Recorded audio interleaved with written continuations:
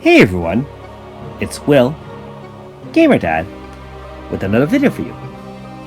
So after a few more runs in the Another Dungeon Very Hard for the Tales of, we finally have enough Dreamcolor ink to choose our second Tales of character to increase from 4.5 to 5.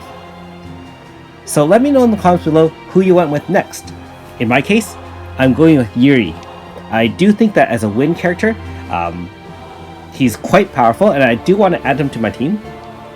Now, if you haven't already, make sure you like and subscribe to my channel. I really appreciate it. Also, I do have a Patreon account for those who want to support me this way.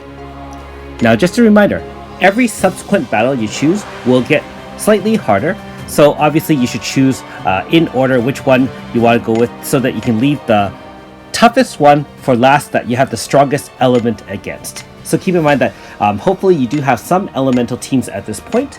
The first battle for Crest was level 50. I imagine this will be level 60 or so. I'm just going to switch on to my all-out fire team, and we're going to use AS Garyu just in case we have to set fire zone. Now, just like the other dungeon for Crest, being that this is wind, fire will have the advantage, and a lot of these enemies will be vulnerable to fire, so we're just going to use these. With Sukiya's Manifest, we do have an AoE. We also have AoEs from X Burning, which is AS Rendering. Now, the puzzles are very similar to the Crest one. I obviously haven't done the other two yet, but you do have to use that specialized ring that we got from our quest to light those red orbs to focus the laser beam onto walls and blow them up. And you can see that they're weak to your slash fire attacks, and you can wipe them out in one hit. So I'm just going to explore here again. Just like before, we do have to turn on different switches, and this one's a little bit different. I don't think we've seen the green switch before. Before, what we did is we had to press a switch, and I think in Crest's case, it did something a little bit different. So I guess we'll have to go back to those red orbs which we switched to green and see what it does. Note that if you do switch it back, it switches back as well. So I'm going to switch it back first because you can see the wall behind it hasn't been blown up yet. And since it hasn't, we're going to focus our laser beam, Sorcerer's Ring another. Bam! A wall's disappeared. I will say, I don't mind these little mini puzzles. It definitely adds an element of thought processes to the game instead of just blindly slashing your way through each dungeon. So as long as the dungeon isn't extremely difficult in terms of either crazy mob levels or, for example, the puzzle is beyond what you expect to have a normal difficulty level, so to speak, I definitely don't mind them at all.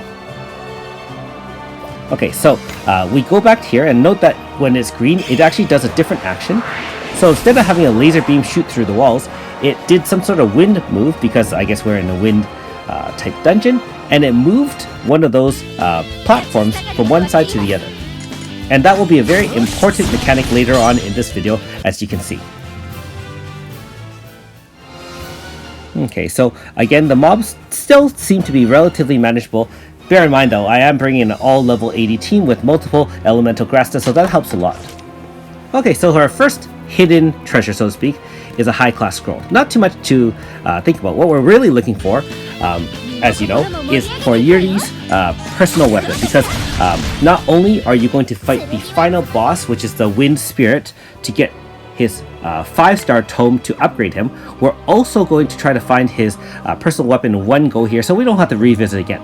However, if you happen to be unfortunate enough to miss the personal weapon on the way, bear in mind that after you've conquered the dungeon for the first time and beaten the boss, you can warp in and out as you please. There'll be a white exclamation mark. If you saw at the beginning of the video, my Crest one had that, and therefore you can actually just go in, unlock those areas that you forgot for that personal weapon, and come back out without having to fight the boss, at least to my understanding. I haven't had to do that yet, but if you have forgotten to a weapon, you can definitely go back in, so you don't have to worry about missing it forever. Okay, so just going to bring up the map here. This map definitely seems a lot smaller than Crest's map, so we're already at the boss stage, it looks like, and I haven't come across the weapon yet, so going to have to backtrack here a little bit, guys. It shouldn't be too hard to find, hopefully. Okay, so this puzzle is a little bit tougher than I expected. I've circled a few times and haven't found anything. Hey, there you go. Hidden path. No wonder. I wasn't expecting to be able to walk past the treasure chest. And there you go. There's a green switch there. And obviously we have to go back there and activate it. How did it take so long? I had to point that out for you, you old man. I totally would have found it on my own.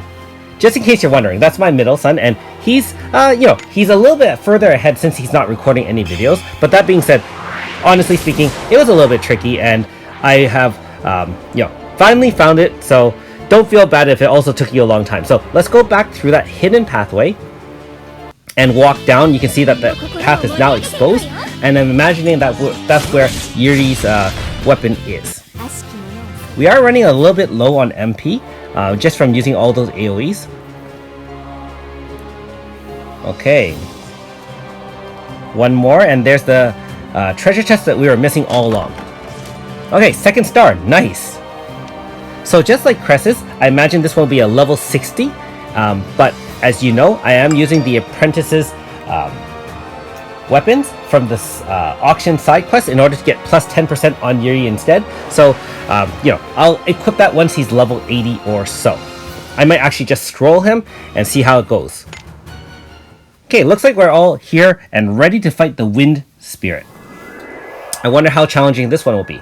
I do realize that after beating all 4, there's been a lot of talk either on on my channel saying that there's going to be a tougher version of this in order to unlock their true VC Grafter. So looking forward to that, but hey, missing tons and tons of points is probably going to be a couple of days before I get there. That being said, first turn we're going to establish Fire Zone to enhance our AF bar and enhance our damage as well, so we can build our AF bar. The bosses don't have any HP stop rate, at least in this version that I'm aware of, so we can just bar it down if we want to, but let's just see how we do just by hitting it a couple times. So it's only the second turn, and looks like we've already done a significant amount of damage. So again, very similar to Cress's, if you do have a level 80 team, I don't think this will be too challenging for you. That being said, there are still 2 more characters to get, in my case, Velvet and Mila. I'm imagining the challenges will be a little bit harder since they've already warned us ahead of time. Each subsequent challenge will get harder. So yeah, we'll see how it goes. Alright. So we get the 5-star tome for Yuri. Legendary Swordsman Record. I like the fact that they called it records instead of either treatises or scripts. So it really sets it apart from the Another Eden characters. So you can see we need 125k for the next milestone. And just like before, we're going to go to Space-Time Rift, talk to the old lady, give her the record, and all you need is that, so you don't have to use any valuable chant scripts. And there we have it. Upgraded Yuri. Nice. Stop flexing, Dad. Anyways, thanks for watching. We'll see you next time.